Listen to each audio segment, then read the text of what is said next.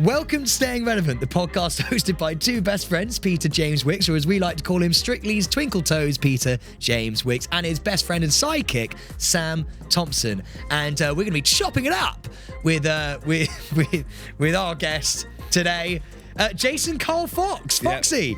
Oh, thank you.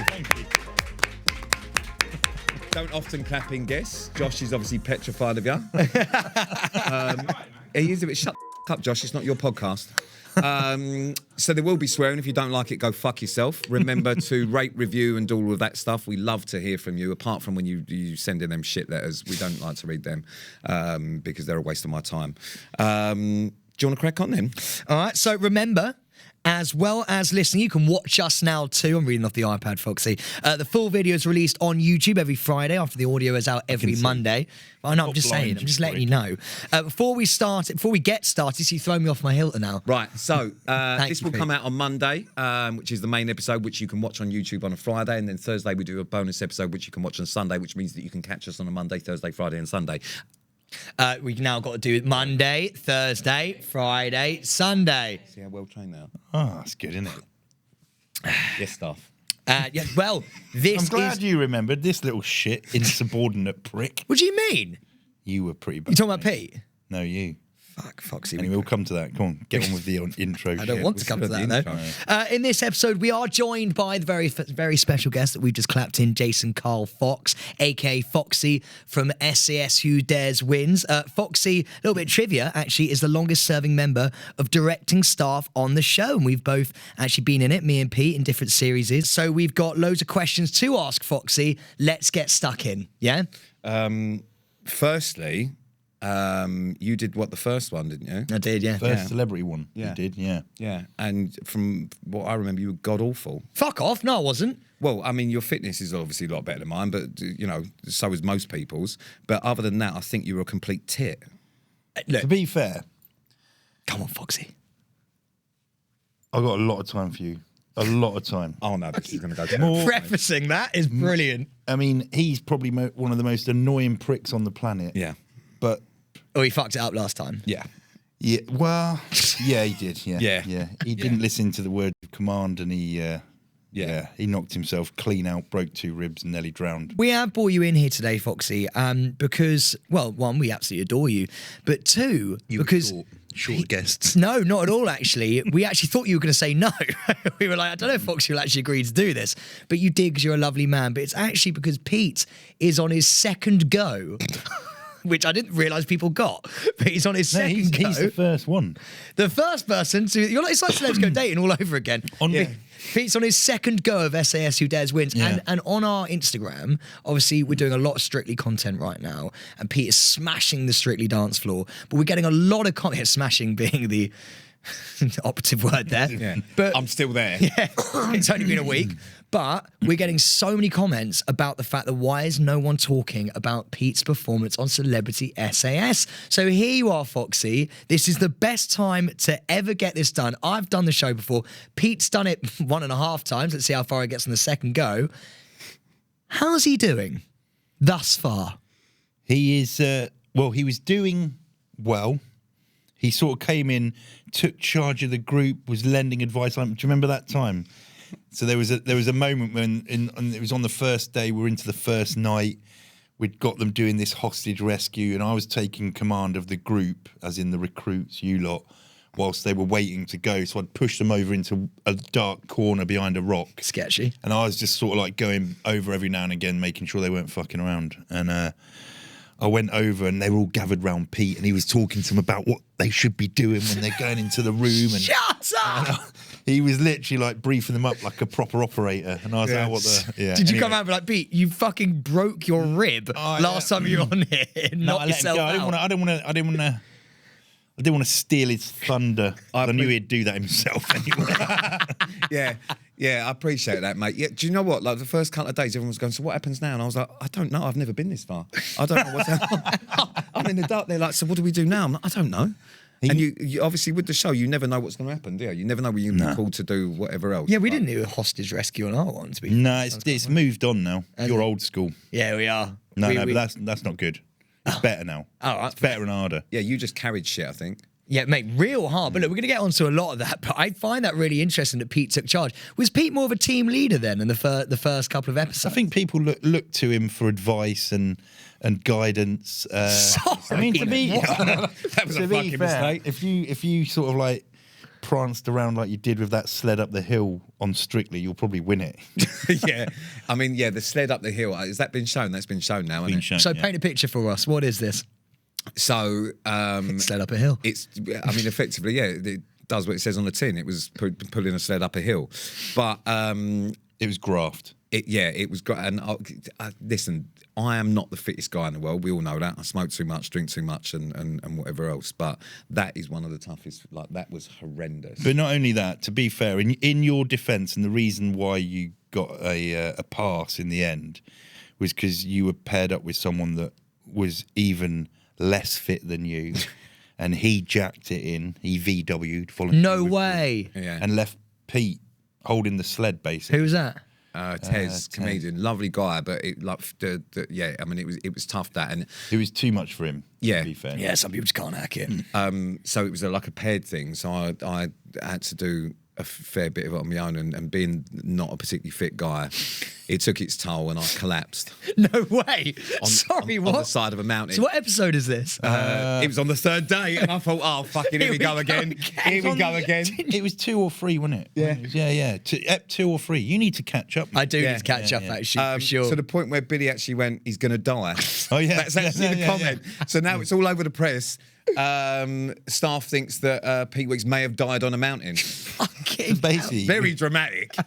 we killed him twice. Wait, what made you want? Because obviously, look, no one's ever done it before. What made you? Because you guys have such a big say in SAS Who Dares Wins. Like, you guys have a big say in terms of production and stuff like that. What made you want Peter James Wicks back for a second time? Because I don't think you'd give many people that opportunity. To be fair, we've always wanted it to be. We've always considered it as an option because on the real course, you do get an opportunity, depending on when and how you leave through injury. Then you are entitled to another go. They're called on selection. They're called retreads. So you're a retread. Retread. I've been called worse. In the Marines, like if you're joining recruit training in the Marines, it's called a back trooper. So you'd be a back trooper, which I think a little bit better. Well, So basically, Pete. So Pete's a back trooper. He's a back trooper / retread, and he's the first one. And when you saw him, because you know they take the hoods off, right? When you saw it for a second time round, what did you think? When the hood comes off, Pete's face comes out. we weren't in the know. So the whole the casting side of thing, we didn't know you were on it. I'd have fucking walked off if I'd. No, do you know what? When I was on it, not to make this about me, but when I was on it, and the hood, He's done it. but when the hood comes off, right? Because I knew Foxy a little bit beforehand. The hood comes off. He literally laughed. He went, "Oh, for fuck's sake!" I didn't know that. So you don't know who he's going to be. Like, obviously, you get a rough idea who it might be. You get sort of like on the old grapevine, you'll hear murmurings, and I always like message my agent. I'm like, who's on it? And they're like, we don't know. Yeah. But with you, we found out the night before we started, I think it was, because they were like, look, we've done this. We thought it would be good. Hope you do. And we're like, no, it's cool. It is something it's real. Pete, we obviously we've done the show. What the listeners to this show, I think they're big fans of SAS because I mean they are chomping at the bit for Pete and us to talk about his experience. Do you know what's mad? In all seriousness, I've had more people message me about SAS than I have Strictly. But Strictly hasn't got going yet, and SAS is going to finish, and then Strictly's going to start. Well, yeah, but we'll Pete be on it when Strictly gets going. Yeah. To be fair, it's good. When that gets going, be all right, wouldn't you? Mate, if you Foxy, we're going to get onto that. We're going to get onto that. Okay. Cool. But do you know what I think we can all agree on is that how real it is, right? And I think for the listener who are such massive fans of the show, can you just put everyone's mind at rest here? 'Cause you know how many times you get people being like, do you go to your own little caravans afterwards and shit? How real is it, Fox? So everyone fucking understands. It is brutal. It is. I'd go as far to say it's the hardest show By a on mile. TV. Yeah. By a mile. And I know there's other things that are hard. You know, Strictly's obviously hard because you're learning a skill, but the way that you are immersed into it, you're like 24/10 or however many days you're into it, living in our world, and there's not much food. you get hardly any sleep because No of the sleep. nervous energy. You guys keep fucking coming in and rattling normally things out. cold. In fact, you've had it hot and cold, so you've seen both sides of it. You've had it cold. Chilly mountains. But yeah, it's fucking hard. It's the most immersive show on TV by a long shot. There's no breaks. There's no cutting, and we basically design however long it is. So say it's 10 days. It's a 10-day training program. We know what the course is, the schedule is, and once we start, there's no stopping. If any of the camera ops miss something, it's missed. Yeah. They get a bollocking and all sorts. So it is mapped out to begin with, but once we get going, it is mental, innit? Yeah. And do you know what the other thing is I think, you know, however many episodes there is, you watch like an hour-long episode, which is normally what, a day they make it. Well, and like, is it roughly? No. So it used to be 48 hours of filming. So all that content, like 7 off-rig cameras, 50 on-rig cameras, 48 hours of content from that made up 46 minutes of thing. Now they've reduced it a little bit, so it is 24 hours. So it was 24 hours out in thingy. And I think that's the thing is that what people don't realise, you see that out, but there's so much that happens off camera that you don't see that is still part of the whole thing.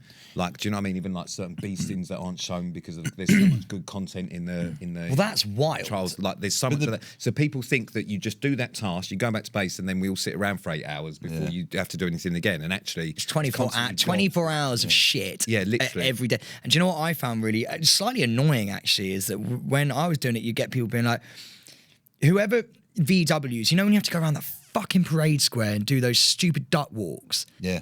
They're so hard, right? If especially you're not flexible, you've got skinny legs like me, like, and whoever VWs first, even that is pretty fucking tough, right? So, and what I don't think a lot of people who watch it realise is that goes on for 3 hours, and it's basically round and round with no breaks until someone gives up.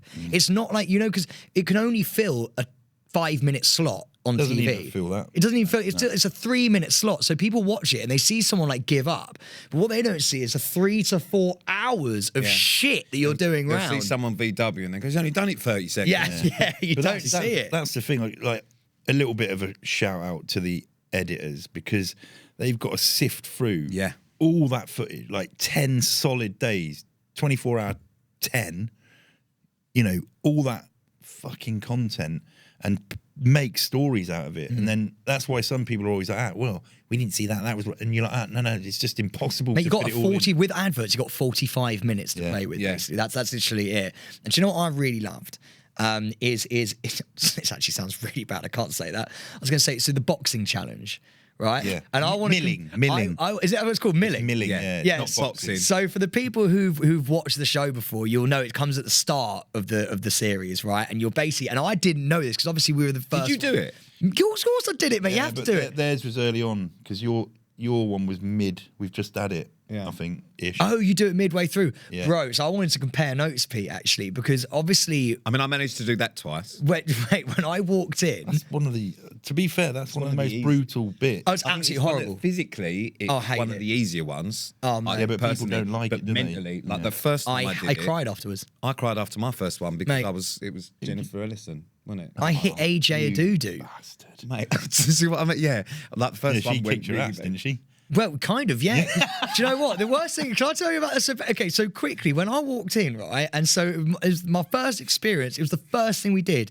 So I'm like, okay, we're on a TV show here, like, what's the vibe, right? And we walk into this fucking freezing cold shed in the mountains of Chile, and we walk in and stand up against that wall. And they go, right, you're going to fight each other. And I'm, Pete, you know I'm not a fight big guy. So I'm sat there and I'm panicking. And I'm literally like, please just give me someone massive that they can just knock me out instantly and I don't have to fight. Like, I'd rather just take the hit. Hold on a second. Let's just stop for a minute. because it gets him off the hook. But Yeah. we didn't lay him off the hook. You know, they didn't. No. They gave it. This is what I fucking hated even more. Is that, so basically you got all the Wayne Bridge fighting Ben Foden and all these big bastards like swinging at each other, like two bulls coming together. And I was literally watching going, I'm going to die. I was literally, I'm going to die. And then they let you, and I don't know if they do this with your own people, they ask you to pick who you'd like to fight. I've never had a choice. Mate, neither have I. We chinned that off in the end. So AJ Adudu picked me and another geezer to fight 2-on-1, right? And so I'm like, we can't do this. So we stood there with our fucking boxing gloves on. Like, by the way, AJ used to be a personal trainer. She's fucking jacked. Yeah. And so she's up against me, right? And I looked down. What's this guy? Really nice guy, actor. What was his name? Jimmy. Got on with him well then. Yeah, he was in Warhorse, the play. I can't. Oh, remember. Jamie what? though? Jamie. Oh, another big fan. No. He's actually A really he's good a really guy. Good guy. Yeah. Warhorse Jamie. Yeah, Let's go basically. with that. So there's me. So, little disclaimer here, based on the story that Foxy and Sam told about his time on SAS, Sam's time on SAS, with the wonderful participant who neither of them knew who he was. It's not Jamie, it's Jeremy Irvin. So, nice one, Jamie Irvin. Up against AJ, right? And so you know what you do for you go 3, 2, 1, and so we just stood there, and I was like, I'm not going to make the first hit, and AJ obviously in her head has to pick somebody to fight. Who's she going to pick? The smaller one. He's like 6'2", right? So she turns to me and she goes, "Rah!" and just batters me in the face, right? Nose just donked straight on, and I literally just out of panic just punched back, and then I'm just like, I started like beating. Like, and fighting. I mean, I was probably getting beaten, to be fair, but fighting this woman. And I was like, this is the most intense, and rightly or wrongly, obviously, we're taught from a very young age as guys to like, you should never, ever be in any sort of violent situation with a woman, like ever. And you're put up against that thing, and you're like, it completely fucks with your mind. And I remember getting back to base after that and just crying and being like, that was the hardest thing. It was the hardest thing I've ever done in my entire life, that. Who did you fight on this last one? You give me Bobby, and that was Bobby Norris. Right, hold on. Let me just go The through man with this. 2 gum shields. I thought he had a gum shield in when he turned up. His teeth were so His white. teeth. I was like, ah. Yeah, no danger of fucking getting them out. Bobby's was a there? big man. He's a big guy. Well, this is the thing. So Do you know what? He did all right. You both did all right, to be fair. Yeah, but It what was about all the right. first one? The first go round when you have to fight a woman. How was that for you? the first one, so I refused, and then that's right, and then I remember Billy went, didn't he beast everyone in front of me and maybe Yeah. Yeah, horrible that. and I was we like, got I'm not angry. doing it because I wanted to pick someone. Yeah. So that was probably one of the tasks that I was most looking forward to. And then we weirdly ruined enough. it. And then it was fucking ruined by the fact that it was who was just the loveliest woman. I was getting on really well with her, and I was just like, I'm not doing that. I can't do that.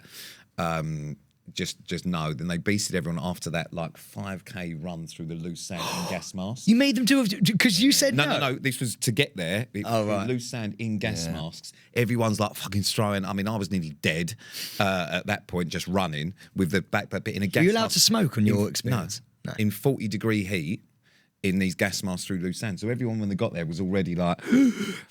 Then they started the fighting thing. And then didn't get a choice, and I was thinking, oh, it's going to be one of the boys. Fucking can't wait for this. Who are you going to pick? Who are you going to pick? And I went, what? And I looked at Jen and I thought, shit. And I went, I'm not doing it. And then I remember Billy yanked me, I think, by my hair. I was just like, mate, we don't get a choice, blah, blah, blah, which is 100% right. It's a genderless like thing. That's what Selection, isn't it? Asked to do. That's exactly it. And I was like, I just can't do it. So then he went, watch this then, beasted everyone. And then they were like, people like throwing up. Oh no, the God. guilt, the guilt. So then I remember going over and it was Rudy's first series. The moment you do that task, you're literally like, right, I'm here, I'm in. Like, I don't know where I am anymore, and I'm just absolutely terrified. I think it's very good for bonding. You know, Yeah. afterwards. Amazingly, yeah, completely. It is, because you've all been amongst it, and whether you've had a fight with a girl or not, which you know is sometimes it is alien, but I think it does bond the cause. Mate, well, AJ came up to me afterwards and we bonded massively over it. Yeah, me and Jen did. And then this time around with Bobby, again, when they're going through it, and I was thinking, fuck. 6'4" Bobby. No, do you know what was mad? He's not 6'4". If I'd have had a choice, I would have wanted one of the big guys, just based on the fact that You can go all in. you can't can go all in. Yeah. Do you know what I mean? And then, so when you said Bobby, and I was like, oh, I don't really want to fight Bobby. And then you do the bit where you stand next to each other, and he's not 6'4", but I was like, He's you big, are yeah, quite yeah. big actually. So then I thought, all right, I'll go. We'll go a little bit on this. And Bobby, I mean, to be fair, he's strapped, but I think I caught him with quite a fucking nasty. There's a very good scene where he's getting it full force into the mush. Yeah. A good bit of slow mo. But do you know what the funniest You did part? slow-mo Mate, on it up. You did him so dirty. Do you know what the funniest part of this is? As I was punching him in the face, I was going, cover up. I was like, cover your face. I'm punching him in the head. Cover up. But he had to Bobby. I wish AJ had said that to me while she was battering me. Bobby, I've got to say this. I know he's not here or anything, but we've got to talk about him just briefly. He turned up, Mate, and he cried for 24 hours. And he turned up in his loungewear, didn't he? So we were like, who the fuck turns up to things like this in your loungewear? So we were like, right, he's getting it. And then we didn't even need to hammer him because we literally, his hood come off, he's still crying. He was crying when he had the hood on, we were leading him around. We're like, who the fuck is that? We pulled his hood up, turned him around, got him to watch the first task, which, to be fair, is probably one of the scariest tasks we've made. What was it? Do. It's the Trinasium, so it's two scaffolding bars, and you've got to shuffle along them. It's about 10 meters long, if that. Did that in the jungle, mate. So it was the way it was scary. It was suspended from a suspension bridge, which looks rickety as fuck. Oh yeah. And it was like wind. It was over 300 meters above the bottom of the chasm. It used to be the highest bungee jump in the world. Yeah. Until someone died. Fucking hell. Fucking tell me that at the time, did you? You left that bit out. We set it up, and like when we'd got it set up, because we went out on the recce like a month and a half before, and we were looking at it, and we were like, that would be awesome, not thinking they'd get the engineering done for it. Then we turned up, and they're like, yes, it's done, it's squared, we've got it all signed off. And we're like, turned up, and I was like, fucking hell. Even your I was like, arsehole "That's started funny," going a little bit. And we were like, well, who's doing this then? And I was like, well, it's the fucking new guy, Chris. He can fucking do it. Yeah. So he had to demo it, and he's like, fucking hell. And he had to go down, and it was when we had a couple of days off before we started, he had to go and do a rehearsal, practice it. And we'd been on the piss the night before. And he was like, no, you're doing that. And he's like, woke up in the morning, phoned me, he's like, you wanker. I want to be right for my first day. That one. So I've always said about the reason that I love the show is because of some of the tasks you do are just fucking incredible experiences in life, full stop. Yeah. When would you get a chance to do it? And that's one of them. Like, I fucking loved that. The amount- it's frightening, Yeah. but what an experience. The amount of admin that went into that task is you couldn't pay for that. No. That cost Yeah. so much. Well, money. mate, a lot of people. So I said this when I came out of my stint. Is that my stint? It's like I went to jail. I came out of my stretch, and a lot of people. Imagine him in jail. It would take I would run literally about 35 seconds before you're someone's bitch. No, I'd run the place. But mate, when I came out, I said that it was the hardest thing I've ever done, but also probably the biggest privilege. Reason being is because I think people would pay 100 grand, maybe more, to do an experience like that, like to be taught by you guys. That's the rich kids to put an actual price. You know what I mean? The point I'm making is that some super rich person would actually be like, "Fuck me, I need to do that as a life experience." So the fact that we got to do that for free, to I mean, believe it or not, I was a little bit taught back. You were to all of us. No, I wasn't. Not to you. were. I just called you Foxy, and you didn't like that. No, I fucking beasted you for that. But he beasted me with love.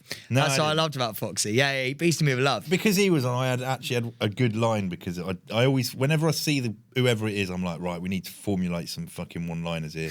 And there was, what was it? It was made in Chelsea, ended in Chile. Oh, yeah. Yeah, you bastard.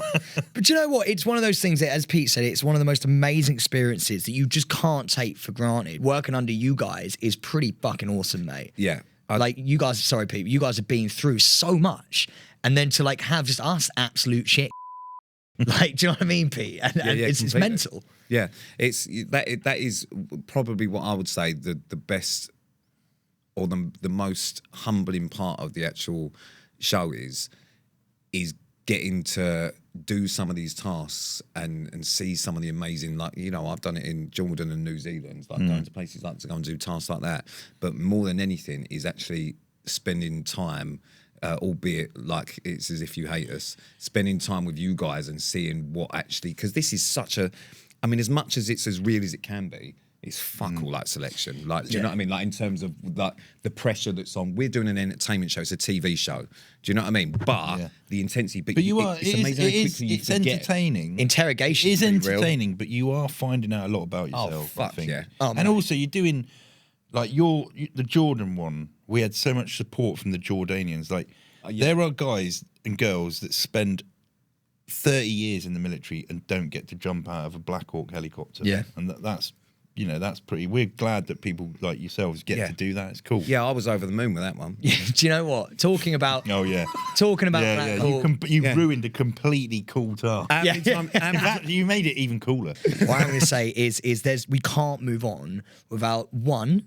A really quick summary of how Pete's doing so far on the first series. Are you proud of him? He's doing okay? Doing well. Yeah? Yeah. Glad, like when he did pile in on that pulp pool, we call it the pulp pool sled. Yeah. We were gutted because we want, you know, you do like you sort of. We actually, I know we're hard on everyone, but as the course goes on, we do have a laugh, don't we? There's a little bit of. Well, I tried to, and you didn't have one. there's some maybe. really mugged funny you bits. off. Fox, I remember on the last one, there's parts where we're doing beastings, and Foxy Cheap's going, "How much do you want a beer and a now?" Every time I'm doing something. That's torture. And at one point he actually went, "Do you want a got one?" I went, yeah, and he went, "Absolutely." You're such a prick. Yeah, but that's classic Foxy. That's classic Foxy. He'll like try and be your mate and then be like, "No, I'm joking. I'm going to beast you." And the second thing I just wanted to ask quickly is there's no way we can move on before we just very quickly break down Pete's epic fall from the Black Hawk helicopter. And I mean, that's become a meme. We used it on our podcast tour, actually, in the Apollo in front of 3,500 people. But do you know why? The main reason that's become a myth, other than the fact that it's quite intense. It's you saying you're a merman. It's beforehand I go, anything in the water I'm good with.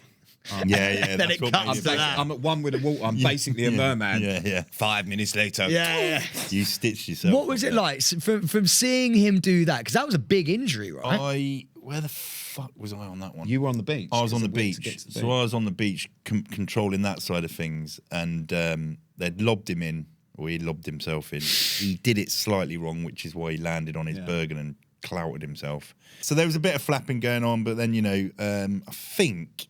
You got the safety divers out, didn't you? The safety was, we had Remy, I think he dived in, didn't he, as well? Well, yeah, because I don't really remember, and then I remember two people coming to me and then trying to, like, I was in like a chokehold being dragged back to the boat, and they tried to take me back to, and I thought, I'm not going out of this, but I couldn't remember how I'd fucking got there, and all I remember was Ashley Kane was my oppo in that. And Ashley was quite a weak swimmer because we'd done all the swimming bits, and I was an all right swimmer. And I remember, I think Rudy was in the helicopter, and he said, "You need to look after Ashley, make sure he gets to the thing." That's right. Yeah. So I literally, when I woke up again, I went, "Where's Ashley? Where's Ashley?" and started swimming towards him, as if to try and help him. And he was like, "I'm fine, mate. What are you doing?" Yeah, you're the one who's just absolutely... And then it was only really when I got to the fucking shore and tried to, and gravity fucking hits you and you try and pull the Bergen out, because obviously in the water, you're kind of, the adrenaline's going. And I went, "Oh, fuck." You did the best thing there, because I remember it now. We absolutely hammered everyone on that beach. Yeah. Because everyone fucked up. Really? Yeah, I didn't fuck up when I went backwards. They got absolutely melted. Yeah. Actually, I did a somersault backwards off the fucking thing. Well, the second one, we did the dive, and then in the middle of the night, didn't we, off the thing? And that was probably, for me, on this series, the scariest task out of all of them, because that's exactly how I went out last Yeah, time. you're panicking. I mean, when it was don't fuck this up. Oh, God, imagine you'd done it again. But this time it's in pitch black in freezing water, which is different. And is it Dracula, you call it? Dracula fucking fall or something?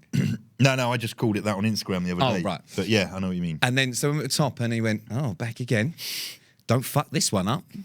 Anyway, off you go. I was like, God, the panic. shit. But The thankfully fear. thankfully, that was all right. Did it, yeah. I think also people, I imagine, really want to know about you and your life. I mean, I know you've written a book, but you know, if we could just briefly touch on, you know, some of the early stuff, like why did you, from a young age, decide the Marines was for you?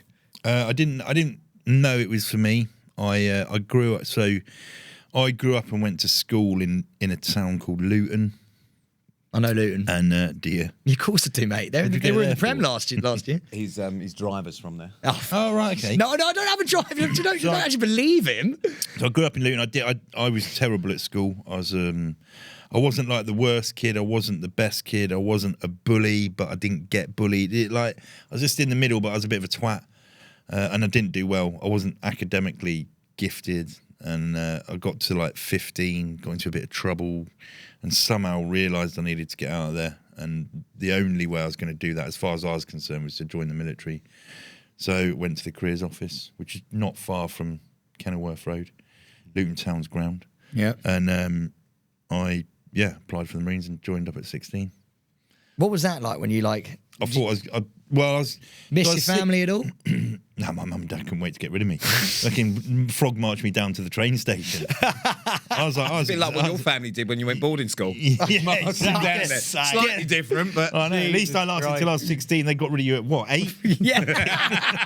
I remember being on the phone to my mum on the old, remember the phone boxes? Remember them? Yeah. Used to have to go in and put money in a phone box Yeah. and talk to your mum. I remember being on that, just crying. Like that at school? Yeah, just crying to my mum. I like, did that at school. But I was never gonna give up. But I can remember being like, fuck, this is nails. And then weirdly, I think a lot of it, again, being young, I got to like just over the halfway point and everything clicked. Everything clicked. And I was like, wow, I fucking love this soldiering lark. And it just went on, and yeah, weird. There was a weird point where everything just That's came together. fascinating. And do you remember the moment that happened? I can remember. So normally you get like the instructors just smash you. There is a lot of teaching, but it's so fast paced that it's difficult to pick up. And there was a week where I was on an exercise. So you're out in the field like getting dirty and crawling around and shit. And this instructor who was new had basically come up and he just taught me. He didn't shout, scream. He just was like, right, do this, try this. Went out on patrols and taught me how to sneak around and be on top of my field admin and all this. And that's when it all sort of, I don't know, it just... You're an arm around the shoulder kind of guy, is what you are. Not anymore. Never No, you I was were. Jack back then. Do you know I was what I am? 16. I'm the same. You didn't give me that on SAS. No, I no. needed that. No. I But needed I an was arm around the 16, mate. How shoulder. old were you? I was So, a little bit older. exactly, yeah, I was a little bit older. 30. You know, our show ends. As you say, it's an entertainment show. This is just, I've always wanted to know this. I can't believe I haven't fucking asked you this before. I don't even know. When was the first time that you like entered combat? So I joined them. I joined the Marines in the early 90s. Okay, so I passed out, joined a commando unit. That's what they call a fighting unit, and I didn't see much. There wasn't an awful lot going on. You had like Northern Ireland, and there was a bit of the Balkans, as in Bosnia and all that sort of stuff. But it was sort of bit sporadic, bit few and far between, and not through anyone's fault. I didn't actually see anything to begin with, but I did play sport a lot. So I was basically, my first 10 years in the Marines, I was basically going away to different parts of the world, doing exercises, training to be a soldier, loving it and being like, fucking hell, I'm not done it for real, but also going away and playing sport. And basically I had 10 years of pissing up traveling the world, and it was awesome. It was awesome, but I started to get I was getting bored of it, and I was like, I need to, if I'm going to stay in, because I came to a point where I was nearly left, and I was like, it's got to the point where I'm not really doing what I want. I want to do it. Yeah. I thought, well, if I'm going to stay in, I might as well go for the Special Forces. So I was 25-ish, so I was still young, really, put in for the course. That was in 2001 at the same time that the Twin Towers happened. Fuck yeah. And so I was on selection when everything started to build up, and then I passed, finished selection, joined a squadron, and that was it. The next 10 years were fucking mental. So were you straight to Iraq? Yeah, all over the place, mate. Like, when you join, your feet don't touch the floor. I've watched quite a few interviews before with people in various special forces around the world. It's fascinating. And they always come back to saying that the SAS and the SBS are like the most hardcore in the world. So if you ask any of the US Navy SEALs, they'll always turn around. Every interview I've watched anyway, they'll turn around and be like, they'll like say they were like a bunch of jokers. They'd be like, they were hard as fucking nails, biggest beards you've ever seen. And they were like, they would just have so much banter, but also be the best at what they did. Now, obviously, I know you're biased, but would you agree with that? Yeah, I would. But And why do they say that about you? No, I think. Well, why is it? Yeah. I believe there's a couple of reasons. So whether people believe it or not, the Brits are very good at when we've been, whether people like this or not, we've been fighting for fucking nearly 1,000 years. The one thing that we've done very well is when we fuck up, we look at the fuck up. We don't try and cover it up. We own it, and then we look at how we make it better. So that's been going on for 1,000 years, pretty much. There's that mentality, that sort of being open, owning shit, being accountable, and then looking at how you can go forward. So there's that bit. The other bit is when we commit to the training stuff that we do, we fully commit. And then you've got to look at where we train. We train in fucking Wales, Scotland. It's shit. The Americans go and train in the desert where it's dry. Or they go and say, they've got nice places, Florida, California. We've, like, wherever we go, it is fucking miserable. So you're saying because Wales is... That makes harder people, I'm telling you. Would you say Really? terrain has a massive impact on, you know, what's your favourite kind of terrain to be in? Because you've done, I mean, with the show, with SAS, obviously you've covered loads of different terrains, and you've done snow, and you've done desert. Well, Wales has got that, hasn't it? It's and got you've done wet and cold, hasn't it? Yeah. What would you say the hardest to operate in is? I love all of them, but I love all of them. I love the jungle's awesome. Yeah, because you did. Was it Vietnam that you did? We did. We've done Ecuador and we did it Vietnam. So season 2, which wasn't, we didn't have a celeb one then, was Ecuador, which was wet, and then we did Vietnam. And would you agree then that the SAS and the SBS are the best in the world? Yeah, because we do, like, the first part of selection is Wales, so it's miserable, and then we go and do the next bits out in the jungle, and you're in the jungle for 6 weeks. It's it's full on. Mate, I mean, look, Pete, not to speak for you here, mate, but you wrote a book very recently, a Sunday Times bestseller, actually. Well, funnily enough, the only reason that I really did the book was off the back of SAS. Did you? Yeah, because there was things, I had a moment in there which sent me a little bit fucking west, I think, based on the fact that there was things that had happened that I'd never spoken about, and I didn't realise we were going to be reading them out when we actually did Tricked you, didn't we? Well, it's not a bad trick. I just wrote things that I'd never really fucking said before, and then thought, fuck, I need to say this and I need to do this, and that's the whole kind of point of the book, because a lot of it was to do with grief and suicide and mental health and all that sort of stuff, and that's something that you're a massive advocate for. And through your past experiences, and I know you do a lot of talks and mentorship with different people on that kind of subject. Have you got advice, or which is a really hard thing to say actually, but because mental health is so individual to each person, but have you got any kind of advice for people that kind of getting through dark days? Yes, I think it's, like you said, it's difficult, isn't it? Because everyone's different. There's like 8 billion people on the planet, and everyone's like, oh, we should come up with a process that works for everyone. It's like, that doesn't exist. It's got no. But like my journey with it, like, everyone thinks that there's some dark science behind how you fix mental health, but for me, I think it's quite simple. The first one is you've got to be honest with yourself. If there is something going on, admit it. I didn't. That's what fucked me up. I kept pushing it under the carpet, bullshitting to myself, which is the worst thing you could do, because we all hate people that lie, and then when you're lying to yourself, it's even worse. And then, so be honest, understand that there's something that probably needs addressing, the earlier the better. And then for me, it was just going and talking. And I know people have got this thing where it's like, I need to find someone I trust. Fuck that. You ain't got time. Go and find people to talk to. If you don't connect first time, doesn't matter, go and find someone else. You're just on a learning process, and it's actually quite fun in the end if you try and look at it that way, because you've met someone else, you've spoken to them a little bit, it might not have worked out, but you've just learned that that's not the right person. I'll go and find someone else. And for me, it was a talking. And the reason I say that, and I don't want to keep waffling on, but I got told when I first left the military, I came up to London to spend some time with a mate who was showing me the ropes when it came to the corporate world. I didn't know fuck all. And we were on the train into London. He's like, and he knew my background, and he was like, mate, don't tell anyone about your fucking mental health. It's like, that's like taboo. Yeah. It'll fuck you up. You'll never get a job. And I'm like thinking, all right, okay, sound advice. He knows what he's on about. So I kept stum, never said anything, didn't say anything to anyone. And I was just spiraling. And on the surface, it looked all cool. And I was like in a fucking shit state. And obviously then the suicidal thing came about. And that was the bit that clicked, snapped me out of it. Stood on top of a cliff thinking, hang on, what the fuck? If I'm gonna do this, it all goes black. Or if I walk away, what do I have to do? And I suddenly realised, well, first of all, I've been bullshitting myself, and that bit of advice about not talking didn't really work out for me, so maybe I should do the opposite to it. So, you know, I haven't got a really, you know, amazing bit of advice, but honesty and talking is pretty much what got me through it. I think honesty, yeah, that's probably the main part, and I think that's what I'd not done up until probably SAS and spoken about things, and that's kind of the reason that I did the book, is being honest with yourself and recognising that there are things that affect who you are and how you feel. Yeah, is the first step in trying to kind of definitely overcome that. You know what I mean? And even if you don't want to talk to someone, just talk to yourself about it. Explore your own emotions and feelings of yourself.